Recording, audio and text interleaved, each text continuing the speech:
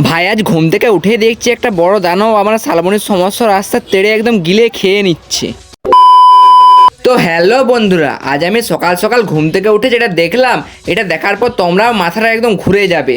আজ আমি সকাল সকাল ঘুম থেকে উঠে দেখছি আমরা শালবনি স্টেশনের বাইরের রাস্তাটা একটা জিসিবি দিয়ে একদম তেড়ে যায় নাই তাই অবস্থা করছে। আমি বুঝতেই পারছি না এটা কেন করা হচ্ছে।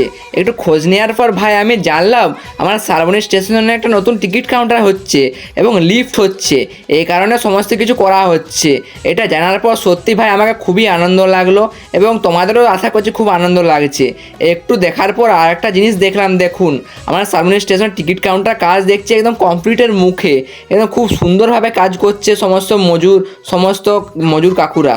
এবং দেখুন আমার শালবনি স্টেশনটা এটা কমপ্লিট হওয়ার পর কতই আর সুন্দর লাগবে, খুবই সুন্দর লাগবে ভাই, তোমরা বিশ্বাস করো খুবই সুন্দর লাগবে।